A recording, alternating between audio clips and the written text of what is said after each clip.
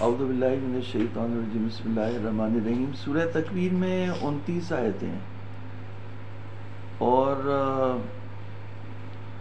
29 آیتیں ہیں اور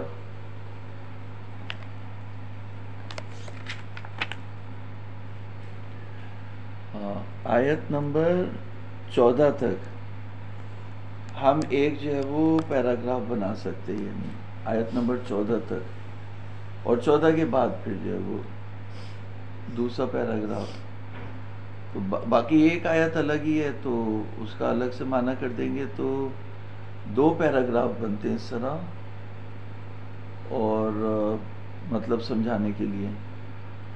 تو مطلب کیا ہے؟ مطلب یہ ہے کہ 29 آیتوں میں سے پہلی سے 14 آیت تک 12 نشانیاں ذکر کی۔ وہ 12 نشانیاں ذکر کرنے کے بعد ایک ہی مطلب بتایا، اور وہ مطلب یہ ہے کہ انسان اس دنیا میں جو کچھ بھی کرے گا اسے وہاں حاضر پائے گا۔ علمت نفس ما احضرت، یہاں پہ احضرت آیا ہے۔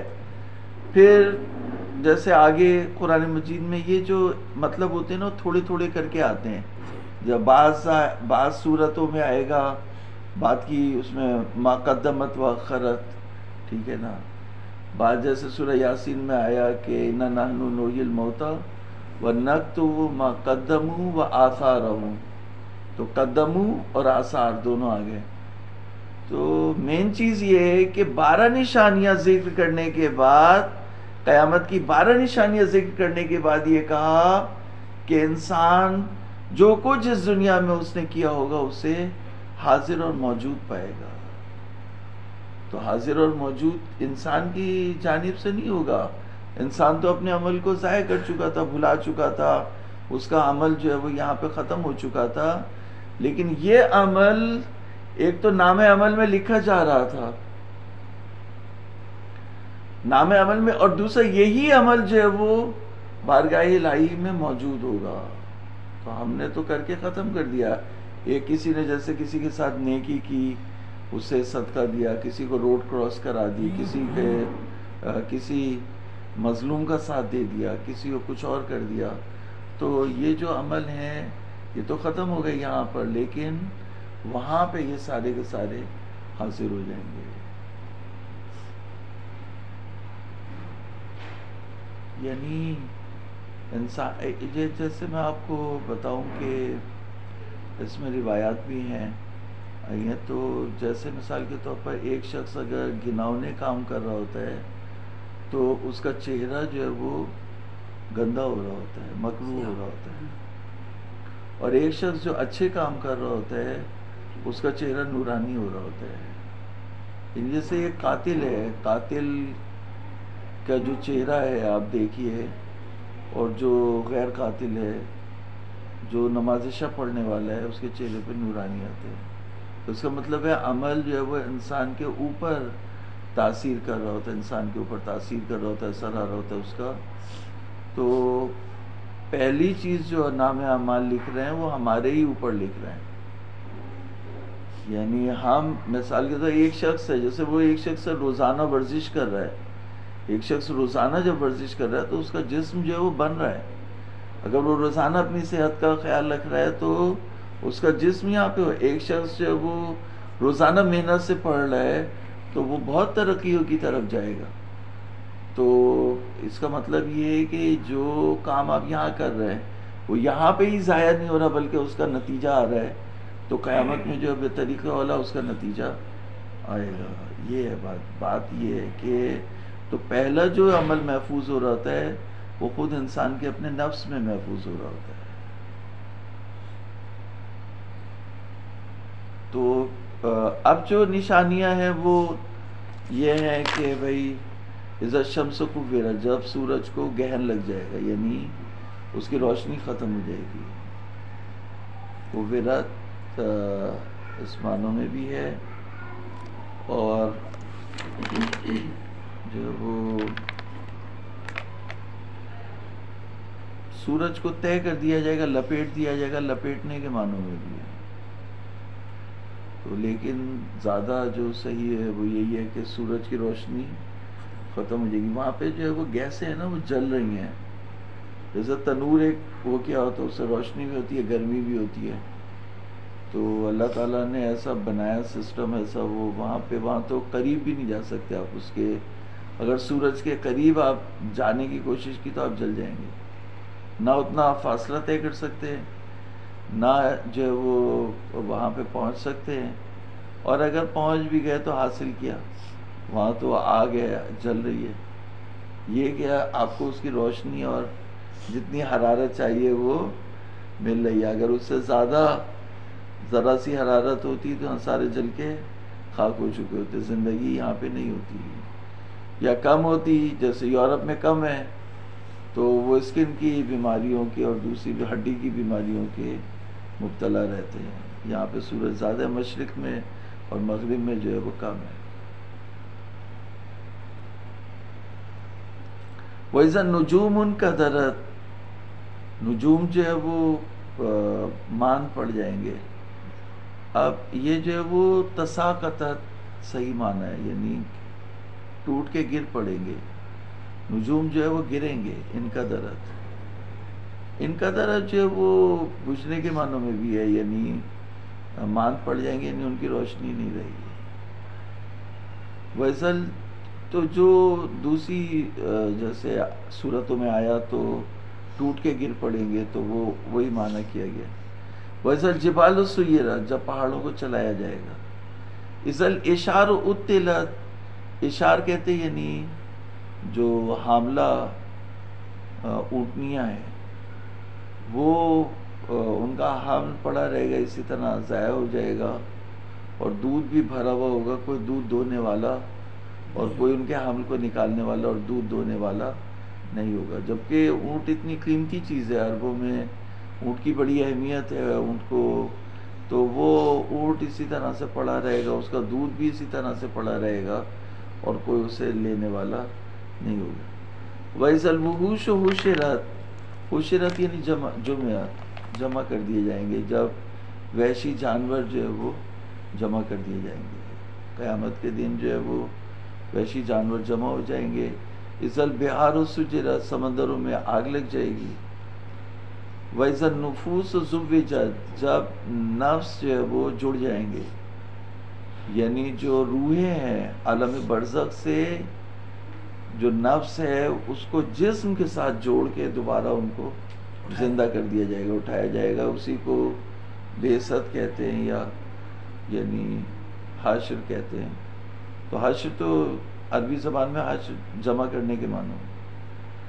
وَإِذَا النُّفُوسُ زُوِّجَتْ وَإِذَا الْمَوْءُودَةُ سُئِلَتْ، جب موعودہ سے، جب وہ اس بچی کو جس کو زندہ درگور کیا گیا تھا، عربوں میں جو رسم تھی، تو بعض روایات میں آئے کہ ہمارے شیعوں کے اوپر بھی ہے، جو جن شیعوں کو مظلومیت کے ساتھ مارا گیا، تو موعودہ جو ہے وہ، کیونکہ موعودہ زیادہ جو مبتلا بھی مسئلہ تھا عربوں میں، وہاں وہ بچی تھی تو اس کو مثال قرار دیا ہے. ورنہ ہر وہ شخص جس کو مظلومیت کے ساتھ قتل کیا گیا وہ کھڑا ہو جائے گا قیامت میں اور اس سے پوچھا جائے گا کہ تمہیں کیوں قتل کیا گیا، تو بتائے گا کہ یہ ہوا. پھر وہ اس کے قاتل کو لایا جائے گا اور ان کو سزا ملے گی.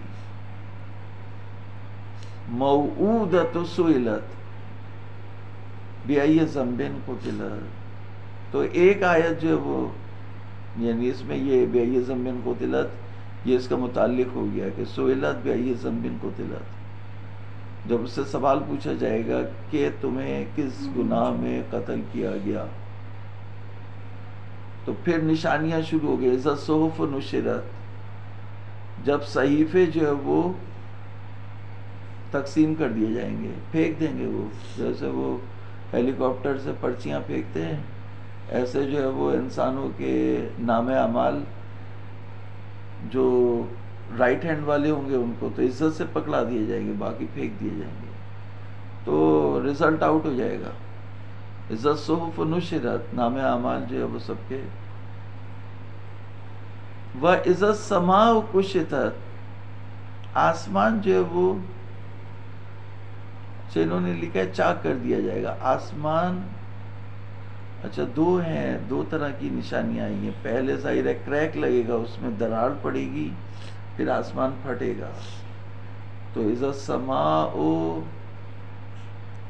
انفطرت، جیسے یہ جو دوسری والی ابھی آ رہی ہے سورہ انفطار، اس کا پہلے ہی عنوان یہ اذا السماء انفطرت. انفطرت یعنی اس پہ جو ہے وہ پہلے کریک لگے گا، دراڑ آئے گی، پھر اس کے بعد وہ پھٹ جائے گا.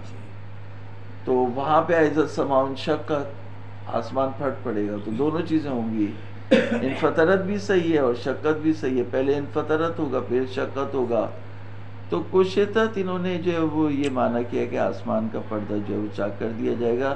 وَإِذَا الْجَحِيمُ سُعِرَتْ، جب دوزخ کو بھڑکایا جائے گا. مثال کے طور پر اب جیسے وہ مچھلی پک رہی ہے کڑھائی میں، تو اب وہ آرڈر اور آ گئے اور مچھلی ڈالو اور مچھلی، تو وہ کیا کرتا ہے پھر تیل ڈالتا ہے کہ آگ کو جو ہے وہ اور بھڑکایا جائے کہ اس میں جو ہے وہ اور زیادہ جلانا ہے. تو جب انسان وہاں پہ جلنے والے زیادہ آئیں گے تو دوزخ بھی جو ہے بھڑک جائے گی. وہ اپنا ایندھن اپنے ساتھ لے کے آئیں گے تو وہ صرف اس کو بھڑکا دیا جائے گا تو وہ بھڑک جائیں گے. اذا الجحیم سعرت، جب دوزخ کو بھڑکا دیا جائے گا. وَإِذَا الْجَنَّةُ أُزْلِفَتْ، جب جنت کو سجا دیا جائے گا. جیسے دلہن کو سجاتے ہیں تو جنت کو سجا دیا جائے گا، یا شادی ہال کو سجاتے ہیں یا شہر کو سجاتے ہیں، تو اس وقت جو ہے جنت دبا کے سجائی جائے گی کہ بھئی یہاں مومنین آنے والے ہیں، سجاؤ اس کو. علمت نفس ما احضرت، اس وقت انسان جان لے گا کہ وہ کیا اس نے حاضر کیا ہے. یہ پہلا پیراگراف. دوسرا پیراگراف ہے وہ ہے آیت 15 سے 28 تک، بلکہ 29 بھی شامل کر لیں، اس کو بھی ایڈجسٹ کر لیں گے ایک طرح سے. تو آخر تک جو ہے وہ دوسرا پیراگراف. اس میں کیا کہہ رہے ہیں؟ اس میں قاری صاحب 3 قسمیں کھا کے 3 چیزوں کی عصمت کی گواہی دی جا رہی ہے. 3 قسمیں کھائی ہیں: خنس، الجوار، الکنس. خنس کہتے ہیں ان ستاروں کو جو ناپدید ہو جاتے ہیں، غائب ہو جاتے ہیں، منقبض ہو جاتے ہیں، دب جاتے ہیں. جلمل تو جبھی ہوتی ہے نا، جیسے وہ ستارہ آ کے چمکا تو اس کی چمک آئی، پھر وہ گیا تو مدار میں اگر وہ گھوم رہے ہیں تو ایک پوزیشن آئی جس میں وہ چمکا، پھر اس کے بعد دوبارہ وہ منقبض ہو گیا یا غائب ہو گیا، پھر دوبارہ آیا پھر چمکا. تو اسی کو بولتے ہیں جلمل. جیسے اوپر سے بیٹھا ہوا کوئی جو ہے وہ بلب کو on off on off on off on off کر رہا ہو نا، تو اس طرح سے. تو وہ خنس. پھر جو ہے وہ جوار یعنی اپنے مدار میں حرکت کر رہے، اسی لیے بولتے ہیں سیارے. تو پھر اس کے بعد کنس یعنی اپنے مدار میں استقرار پیدا کر رہے ہیں، اپنی جگہ پر واپس آ رہے ہیں. تو کنس یعنی اپنی جگہ پر اپنے مدار میں واپس آنے والے، اور خنس یعنی ناپدید اور غائب ہونے. تو 3 ستاروں کی، جوار یعنی تیزی سے حرکت کرنے والے، جوار جمع ہے جاریہ کی، جاریہ یعنی تیزی سے حرکت کرنے والے. کنیس پہ بھی ہوتا ہے لیکن یہ کہ جوار یعنی تیزی سے حرکت. تو اور جوار اس کی جمع جاریہ.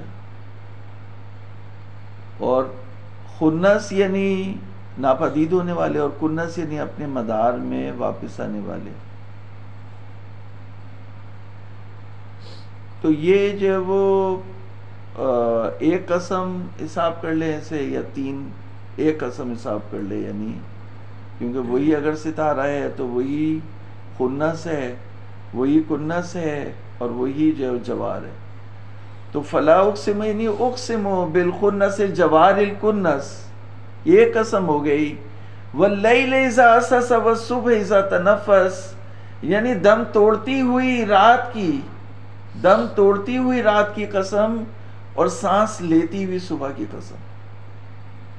ادھر دیکھیں، جب رات جیسے مثال کے طور پہ ایک شخص ہے، اس کا دم ٹوٹ رہا، سانس اس کا جو ہے وہ ہاں وہ بالکل موت کے جو آسان موت کے بستر کے اوپر ہو، اس کو سانس آ رہے ہیں، سانس آنے کے بعد اب کچھ سانسیں 8-10 سانسیں رہ گئی ہیں، اس کے بعد وہ مر جائے گا. تو اس وقت جب رات اس طرح سے دم توڑ رہی ہو، اور اس کے بعد جیسے ایک بچہ جو ہے وہ ابھی وہ نیا پیدا ہوا، ابھی وہ سانس لینے کی کوشش کر رہا ہے، نومولود ہے ایک، وہ اس کو سانس آہستہ آہستہ آ رہی ہے، تو صبح اس طرح سے جو ہے وہ پھوٹ رہی ہے، ابھی رات کا غلبہ ہے لیکن صبح پھوٹنا شروع ہوئی ہے. تو جب صبح سانس لینے لگے اس وقت کی قسم، اور جب رات دم توڑنے لگے اس وقت کی قسم، یعنی اللہ صبح جو فجر کاذب ہوا، فجر صادق، صبح صادق سے پہلے، تو اس وقت کی قسم، دم توڑتی ہوئی رات کی قسم اور سانس لیتی ہوئی صبح کی قسم، کہ یہ جو ہے وہ قرآن انہ لقول رسول کریم، رسول کریم کا قول ہے. یہ کیا دیکھیں، یعنی ناپدید ہونے والے اور چھپ کر غائب ہو کے ظاہر ہو جانے والے، تیزی سے حرکت کرنے والے ستاروں کی، اور دم توڑتی ہوئی رات کی، اور سانس لیتی ہوئی صبح کی قسم، کہ یہ رسول کریم کا قول ہے. اس رسول کریم کی کیا صفات ہیں؟ ذی قوت، بہت طاقتور ہے، ذی قوت عند ذی العرش مکین، ذی قوت ہے عند ذی. جی یہاں پہ جو قسم کھائے ہیں یہ انہ لقول رسول کریم، اس کے لیے کھائے ہیں.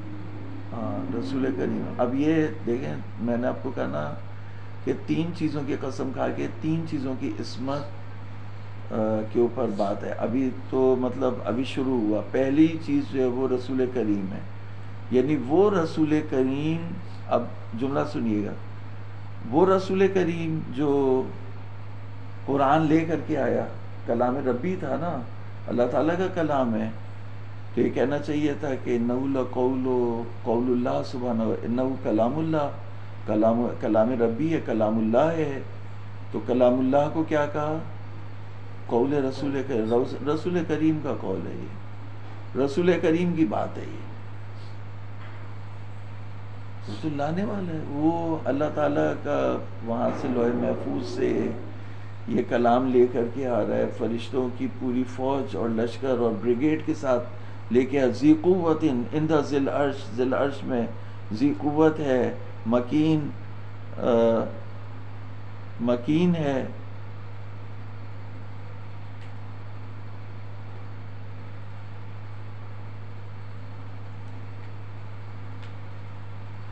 عند ذی العرش مکین، یعنی ذی العرش یعنی پروردگار ہوا نا، ذی العرش تو ذی العرش پروردگار اللہ تعالیٰ ہوا. تو اللہ تعالیٰ کے ہاں یہ مکنت رکھتا ہے، عزت رکھتا ہے. مکین عند ذی العرش. تو 3 صفات آئی ہیں اس کی، اس فرشتے کی، جو فرشتہ لے کر کے آیا، جو فرشتہ اس کلام کو لے کر کے آیا وہ رسول کریم ہے، اور عرش میں مکین ہے، مکنت رکھتا ہے، اور تیسرا یہ کہ امین ہے، اور چوتھا یہ کہ مطاع ہے. 4 صفات ہیں. مطاع ثم امین. مطاع ہے یعنی اس کی فالوئنگ ہے، بریگیڈ ہے، اس کی اطاعت کرنے والے ہزاروں فرشتے اس کی اطاعت میں ہیں. مطاع ہے، وہ فالوئنگ ہو رہی ہے، اس کی کمانڈر ہے، وہ اس کی کمانڈ میں بہت سے فرشتے ہیں. ثم امین، اور امانت دار ہے. تو اب یہاں پر یہ بات آتی ہے، ادھر دیکھیں کہ جب وہ رسول کریم ہے، جب وہ مطاع ہے، جب وہ امین ہے، تو جس پر وہ لے کے آیا اترا وہ کتنا امین ہوگا. جب لانے والا امین ہے تو 2 اسٹیشنز ہیں نا، ایک اسٹیشن تو اس کی طرف ہو گیا اللہ سے، وہ اس کی طرف، پھر وہاں سے جو ہے وہ رسول تو جب وہ لانے والا رسول کریم ہے تو جس کی طرف لے کر کے آیا وہ کتنا بڑا رسول کریم ہوگا. اگر وہ امین ہے تو یہ صادق اور امین ہے، وہ مطاع و امین ہے، یہ صادق اور امین ہے. ٹھیک ہے نا. مکین عند ذی العرش مکین ہے، ذی قوت عند ذی العرش مکین مطاع ثم امین. تو کہا وما صاحبکم بمجنون. اسی لیے بات آ گئی کس کے اوپر؟ ادھر دیکھو کس پہ آ گئی؟ وما صاحبکم بمجنون. تمہارا صاحب مجنون نہیں ہے، یعنی جو لانے والا ہے وہ رسول کریم ہے، وہ مطاع ہے، امین ہے. تو جو جس کے اوپر لے کر کے آیا ہے وہ پاگل نہیں ہے کہ تم اسے جو ہے وہ چکر کھلاتے رہو عرش کے کہ پھر جائیں واپس نمازیں کم کرا کے لائیں، پھر گئے وہ واپس آئے، پھر گئے دوبارہ بھیجا، نہیں ابھی بھی بہت زیادہ ہے، پھر دوبارہ جائے. وہ مجنون نہیں ہے. تو کیوں مجنون نہیں ہے؟ کہ جو ہو سکتا ہے انسان کا، ایک عام انسان کا کبھی دماغ چل جائے، کبھی غصے میں آ جائے، کبھی اس کا دماغ صحیح سے کام نہیں کرے، کبھی شیطان کی تصویرات بنائی ہوئی چیزیں خواب و خیال اس کے دماغ میں چل رہا ہو.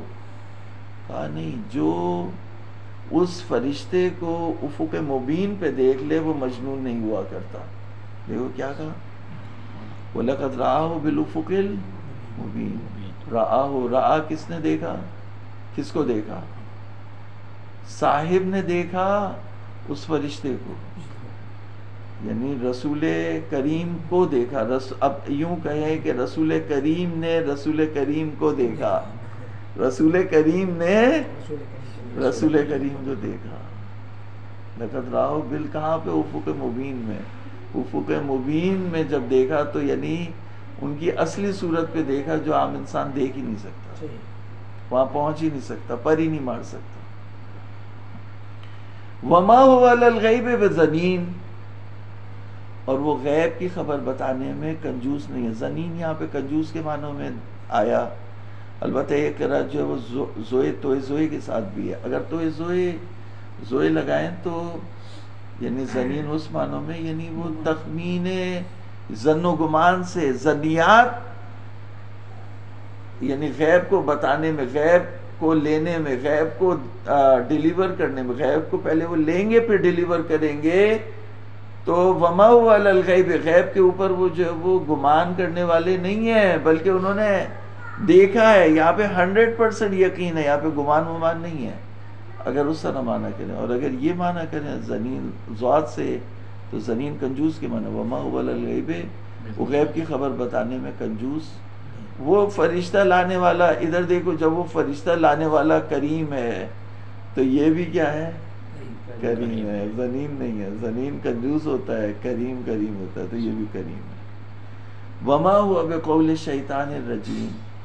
اور یہ جو محمد کے دہن مبارک سے جو قرآن نکلا، حضور نے بتایا نا کہ یہ قرآن ہے، آسمان سے بھی آیا تو حضور کے دہن مبارک سے ہو کے آیا نا، تو نکلا تو حضور کی زبان سے. تو حضور نے بتایا، تو یہ حضور کی زبان سے جو نکلا ہوا ہے تو حضور کی زبان کا فرمودہ، یہ شیطان الرجیم کا قول نہیں ہے، یہ بھی کیا ہے؟ رسول کریم کا قول ہے. وما ہوا بقول شیطان الرجیم. یہ ہم سمجھتے ہیں یہ فالتو میں ایسی وہ تاکید کے لیے آگے، تاکید نہیں ہے، یہ وہی بات بتا رہے ہیں کہ وہ قول رسول کریم ہے تو یہ بھی کیا ہے؟ قول رسول کریم ہے. فَأَيْنَ تَذْهَبُونَ، کہاں بھاگے جا رہے ہو؟ إِنْ هُوَ إِلَّا ذِكْرٌ لِلْعَالَمِينَ، یہ نہیں ہے مگر عالمین کے لیے ذکر. تو ادھر دیکھیں بات کس کی ہو رہی تھی؟ بات شروع میں بات یہ اسرائیل جبریل کو گئی، شروع میں قرآن کی ہوئی، پھر اس کے بعد پھر رسول کریم کی، جبریل امین کی آئی، پھر محمد مصطفیٰ کی آئی. تو ابھی بات تو محمد مصطفیٰ کی ہو رہی تھی. تو پھر یہی ہوا، ان ہوا کی زمین کس پہ پلٹنی چاہیے؟ محمد کی. ان ہوا الا ذکر للعالمین، یہ محمد جو اچھا قرآن پہ بھی اگر پلٹائیں تو بھی قرآن ان کا جو وہ، میں مثال دوں بغیر تشبیہ کے، جیسے شہد کی مکھی ہے نا، شہد کیا ہے؟ اس کی مکھی کا تھوک ہی ہے، مکھی کے دہن سے نکلا ہوا ہے. تو جس طرح سے جو مکھی کے دہن سے نکلتا ہے، وہ مکھی کا جو وہ دہن سے نکلا ہوا وہ شہد ہوتا ہے. تو کلام ربی وہ ہوتا ہے جو محمد مصطفیٰ کے دہن سے نکلے. تو ذکر ان هو الا ذکر للعالمین. تو اگر قرآن پہ بھی پلٹاؤ گے تو قرآن محمد مصطفیٰ کے دہن مبارک سے نکلا ہوا ہے. ان هو الا ذکر للعالمین. ایک وہ تھا ہمارے معاشرے میں بھی جو پستی آئی تو یہاں تک آئی. اب اس کو سننا مزے کی بات. تو وہ ایک عام آدمی سے جو ہے وہ تفسیر کرا رہے تھے. مولوی سے بنتی نہیں ہے ان کی. اب وہ مولویوں سے کنیکٹڈ تھا تو میں اس کے درس میں چلا گیا. تو وہ کر رہا تھا تفسیر اس کی ان هو الا ذکر للعالمین. یعنی یہ بہت سارے عالم، جیسے ایک دنیا ایک کائنات، تو بہت ساری کائناتوں کے لیے یہ ذکر ہے. ان هو الا ذکر للعالمین. اسی طرح معنی کرتے ہیں نا، ایسے ہی کرتے ہیں نا. اور وہ ایک بچہ بھی وہ اسی انڈرسٹینڈنگ کے ساتھ کہہ رہا تھا یونیورس، یعنی عالمین سے مراد کائنات، یونیورس ہوگی. تو یہ عالمین کے لیے ذکر نہیں، غلط. عالمین سے مراد کیا ہے؟ انسان. وما ارسلناک الا رحمت للعالمین. اور یہ قرآن کیا ہے؟ ذکر للعالمین. اور جو رسول رب العالمین یعنی رحمت للعالمین، رب العالمین. اور قرآن کیا ہے؟ یہ جیسے کہا بی بی فاطمہ سے سیدۃ نساء العالمین، عالمین کی جو نساء ہیں. تو عالمین یعنی انسان جو صاحبان شعور ہوں ان کو بولتے ہیں عالمین. عالمین قرآن جو ہے وہ حجر کے لیے، پتھر کے لیے نصیحت نہیں ہے. قرآن شجر کے لیے نصیحت نہیں ہے. قرآن شمس و قمر کے لیے نصیحت نہیں ہے. قرآن زمین کے لیے نصیحت نہیں ہے. قرآن آسمان کے لیے نصیحت نہیں ہے. قرآن تمام انسانوں کے لیے بھی نصیحت نہیں ہے. قرآن اس کے لیے نصیحت ہے جو نصیحت حاصل کرنا چاہے. لمن شاء منکم ان یستقیم. یہ اسی لیے کہا کہ عالمین میں سے بھی جو سیدھا ہونا چاہیے. لمن شاء منکم، تم میں سے. پھر تم میں سے آ گیا، تم میں سے جو. تو عالمین بھی اطلاق ہو سکتا ہے فرشتوں پر اور جنات پر اور انسانوں پر، لیکن یہاں پہ تم کہا تو تم کا خطاب جو ہے وہ اس میں جنات اور وہ ہو گئے انسان اور زیادہ انسان. لمن شاء منکم ان یستقیم وما تشاؤون الا ان یشاء اللہ رب العالمین. یہ آیت کریمہ جسے ہمارے خلاف استعمال کیا جاتا ہے، جو نظریہ جبر رکھتے ہیں اور خاص کر اہل سنت کے جو مسلک جبریہ والے ہیں، زیادہ تر یہ مسلک تفویض والے تو مر آ گئے. وہ جو کتاب ہے نا روح اسلام، یہ ابھی 50-60 سال پہلے ہی لکھی ہندوستان میں. تو وہ اس کا ماننے والا جو ہے وہ تفویض کا قائل تھا. تو وہ بھی ایک شاخ موجود ہے، بہت کمزور ہے لیکن ہے. لیکن اہل سنت کے اکثر جو ہے وہ اشعری ہیں. تو معتزلی جو ہے وہ ان کو دبا دیا گیا اور وہ نظریہ جبر رکھتے ہیں. تو یہ تمام انسانوں سے خطاب ہو رہا ہے کہ وہ کہتے ہیں تمام انسانوں سے خطاب ہو رہا ہے کہ تم وہ نہیں چاہتے، تم نہیں چاہتے مگر وہ چاہے، مگر وہ جو اللہ چاہے، جو رب العالمین. تو تم نہیں چاہتے مگر وہ جو اللہ رب العالمین چاہے، یعنی اللہ تعالیٰ جب چاہے گا تم سے کوئی نیکی کرانا تو کرا دے گا، تم کوئی خود اختیار. تو اس کا مطلب برائی بھی جو ہے وہ اللہ ہی کرا رہا ہے. ساری برائیاں اللہ کے کھاتے میں ڈال دو. یہ جو کچھ بھی ہو رہا ہے اللہ کی مشیت ہے، ہم کیا کر سکتے ہیں. تو یہ جو خطاب ہے کس سے ہے؟ اہل بیت سے. اہل بیت یعنی ظاہر ہے جو اہل بیت ہیں وہ تو محمد مصطفیٰ سے الگ نہیں ہے. تو اس لیے جو ہے وہ یہاں پہ خطاب بھی جو ہے وہ جمع ہے. اب اگر ایک ہوتا تو ہم خالی کہتے محمد مصطفیٰ. تو وما تشاؤون، جیسے حضور صلی اللہ علیہ وآلہ وسلم نے حضرت فاطمہ زہرا سے فرمایا کہ